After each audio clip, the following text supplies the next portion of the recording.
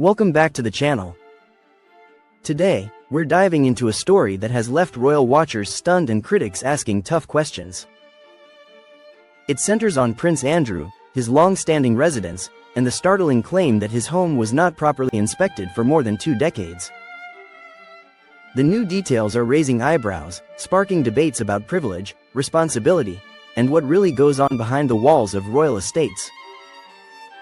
Stay tuned, because the twists in this story are truly shocking. For years, the image of royal life has been one of luxury, glittering palaces, and seamless perfection. The public imagines immaculate halls, polished chandeliers, and impeccably maintained properties staffed around the clock. But recent reports paint a very different picture surrounding Andrew's residence. Instead of constant attention and monitoring, the property is now being described as neglected, dilapidated, and astonishingly overlooked when it comes to formal inspection and upkeep. The headline that has stunned so many is simple, but explosive: that Andrew's home had allegedly not undergone proper inspection for roughly 22 years. To many people, that's not just surprising, it's almost unbelievable. How could a property associated with a royal figure go so long without thorough review? How could structural, safety, and maintenance checks possibly be ignored or endlessly postponed? To understand why this is so shocking, we need to rewind the clock. Over the decades, Andrew's position within the royal family has changed dramatically. Once a central member of the monarchy's active public life, his role has diminished following scandals, controversy, and intense public scrutiny. As his public profile fell, so too did the attention surrounding his personal surroundings. What was once a grand symbol of royal presence gradually faded into something else: quiet, secluded, and increasingly hidden from public view. And it's in that privacy that problems allegedly took root. Reports describe a residence showing unmistakable signs of long-term wear, aging infrastructure, and areas simply allowed to fall into disrepair. Not just cosmetic issues, but deeper concerns: structural aging, outdated systems, and neglected maintenance tasks that would normally trigger urgent inspection. Instead of routine evaluations, alleged delays piled up, questions were brushed aside, and the property drifted further from the polished ideal associated with royalty. The idea that such a home could go over 20 years without adequate inspection raises more than curiosity. It sparks concern. Ordinary homeowners know inspections matter for safety, health, and value. So when a royal property is said to have gone without them, it feels like an entirely different set of rules at work. And that's where public reaction has become particularly intense. Critics argue this situation symbolizes something larger: the gap between royal privilege and everyday accountability. If an average person skipped inspections for decades, authorities, insurers, and local regulations would eventually step in. But in this case, it appears that time simply passed year after year with little meaningful oversight. Was it a failure of management? A lack of enforcement? Or intentional avoidance? Supporters of Andrew, however, push back on the outrage. They argue that the property is private, not a tourist attraction or state building, and therefore subject to different expectations. They also point out that inspection can mean many different things: formal government checks, internal maintenance reviews, or professional appraisals, and the details of what did or didn't happen over those years are more complex than headlines suggest.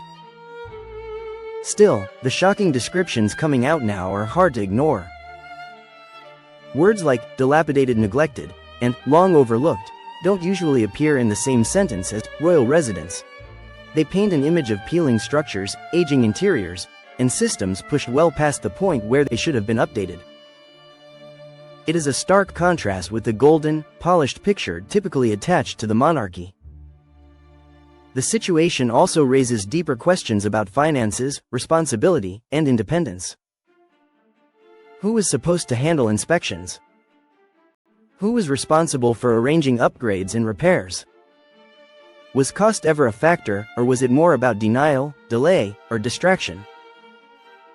As Andrew's public life contracted and controversies multiplied, did attention to his home simply shrink with it?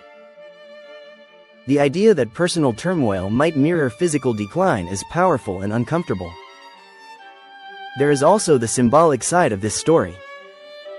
Royal buildings aren't just residences. They are symbols of status, continuity, and national identity. When one falls into reported disrepair, it doesn't just affect the occupant, it affects the image of the institution itself. A neglected property raises uncomfortable questions about the health of the royal brand, the management of the states, and the standards still expected of those who carry royal titles.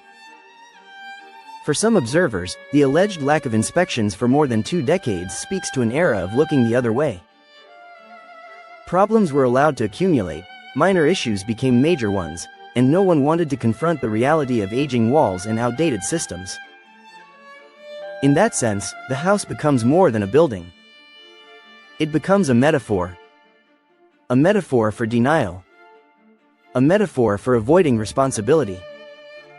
And a metaphor for the long shadow controversy casts over everything connected to it. What makes these new details even more gripping is the timing. They emerge at a moment when Andrew is already under intense scrutiny. Public trust is fragile, and royal accountability is being debated more fiercely than ever. In this climate, revelations about alleged neglect, postponed inspections, and deteriorating conditions only add to the fire. It invites one final question: what happens next? If the claims of decades without proper inspection are accurate, the consequences could be significant. There may be expensive repairs, structural evaluations, and forced updates. There could be renewed legal or administrative attention. And beyond all that, there will certainly be more public judgment, because when it comes to royalty, optics matter almost as much as reality. But there is another possibility too. This moment could push a reset. It could force overdue transparency about properties, standards, and responsibilities. It could encourage modernized management and more open acknowledgement of problems rather than letting them quietly rot behind closed doors. Whatever comes next, one thing is clear: the story of Andrew's allegedly dilapidated home and the claim that it went without proper inspection for 22 years has struck a nerve. It breaks through the glossy royal image and exposes something rawer, more human, and far more troubling. Not every palace is perfect. Not every royal wall is polished.